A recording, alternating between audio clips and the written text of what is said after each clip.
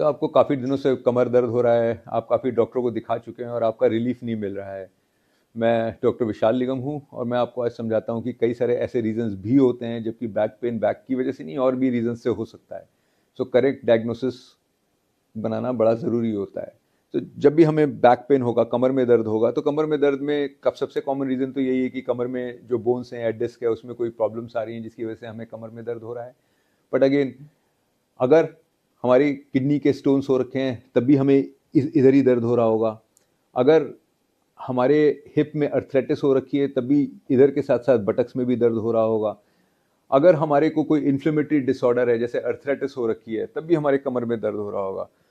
और ये सारी चीज़ें ऐसी हैं जिसमें कि अगर हम एमआरआई करा के देखेंगे भी तब भी हमें कुछ नहीं दिखेगा। तो मेरा समझाने का मतलब ये है कि अगर हमें कमर में दर्द हो रहा है तो एक बहुत ही डिटेल्ड हिस्ट्री लेना बहुत ज़रूरी है, एग्जामिनेशन ज़रूरी है, क्योंकि तभी हमारा इन्वेस्टिगेशन हेल्पफुल है।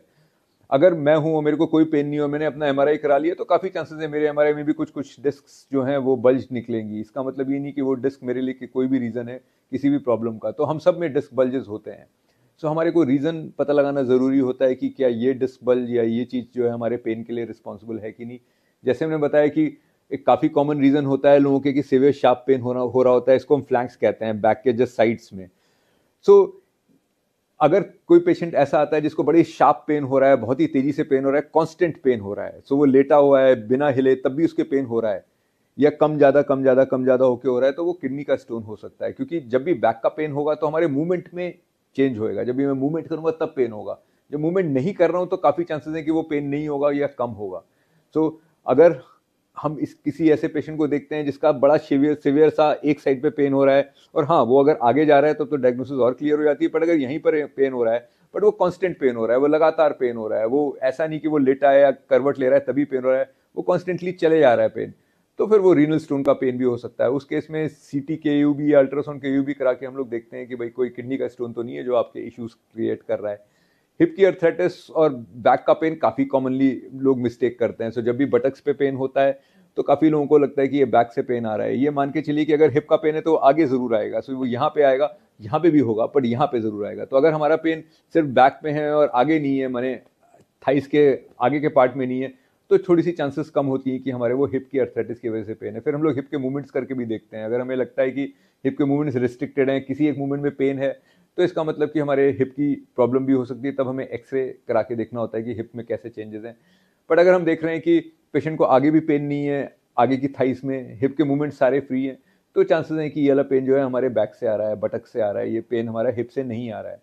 अर्थराइटिस के पेन्स भी बैक में काफ़ी कॉमन होते हैं, उसमें भी हमारे काफ़ी बार एमआरआई जो है नॉर्मल निकलेगा। तो टिपिकली जैसे अर्थराइटिस हाथों की होती है वैसे ही अर्थराइटिस कमर की भी होती है। हाथ तो टिपिकली अर्थराइटिस के पेन में क्या होता है कि जॉइंट्स में हमारे नॉर्मली फ्लूइड होता है जिससे हम लुब्रिकेट करते हैं। जब हमारे जॉइंट नहीं चल रहा है, जैसे हम रात भर लेटे रहे, काफ़ी देर बैठे रहे, तब जॉइंट्स में फ्लूइड बढ़ जाता है। फ्लूइड बढ़ जाता है तो वो पेनफुल और अकड़न आ जाती है। सो टिपिकली अगर अर्थराइटिस का पेन है तो हमें मॉर्निंग्स में सबसे ज़्यादा ट्रबल करेगा, क्योंकि हम रात भर लेटे रहे, हमने मूवमेंट नहीं किया। जब मूवमेंट नहीं किया तो स्पाइन में बहुत पेन होना शुरू हो जाएगा। जब हम सवेरे सो के उठेंगे तो एकदम अकड़े उठेंगे, और फिर जैसे जैसे मूवमेंट करेंगे तो बेटर होगा। तो कहने का मतलब है कि अगर हम देख रहे हैं कि मॉर्निंग सबसे खराब है और मूवमेंट्स करने में या एक्टिविटी में दिन में काम करने में उल्टा पेन अच्छा है, पेन नहीं है, तो चांसेस है कि अर्थराइटिस वाला पेन है रादर देन कोई स्पाइन की प्रॉब्लम्स, डिस्क बल्जेस से या डीजेनरेटिव चेंजेस की वजह से पेन है। जब भी डिस्क का पेन होगा तो वो मॉर्निंग्स में उल्टा थोड़ा सा बेटर ही होगा, काम करने में, एक्टिविटी करने में, झुकने में वो पेन बढ़ेगा। तो इसलिए भी इंपॉर्टेंट है डिफ्रेंशिएट करना है, क्योंकि ट्रीटमेंट डिफरेंट है। So not every pain of the back is related to disc problems. सारे के सारे दर्द जो कमर के होते हैं वो डिस्क की वजह से नहीं है।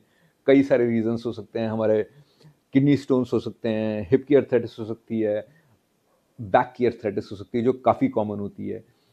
और काफ़ी सारे लोग बैक की अर्थराइटिस के ऐसे होते हैं जो एमआरआई कराते हैं, डिस्क बल्जेस होते हैं, और वो अपने गद्दों को ब्लेम करते रहते हैं कि मैं रात को सोता हूँ और सवेरे इसलिए मेरे को पेन होता है क्योंकि गद्दा खराब है, और वो कंजिक्यूटिवली अपने गद्दे चेंज कर रहे होते हैं। बट वो गद्दों की वजह से नहीं है, वो उनके उनके डिस्क बल्जेस से नहीं है, वो उनकी अर्थराइटिस है। डायग्नोसिस बन गई तो ये सारे के सारे ट्रीटमेंट्स ट्रीटेबल हैं। अगर स्पाइन की अर्थराइटिस है तो मेडिसिन से, एक्सरसाइज से पेशेंट्स नॉर्मल हो जाते हैं। किडनी स्टोन का हमें पता है कि किडनी स्टोन का बहुत अच्छा इलाज होता है।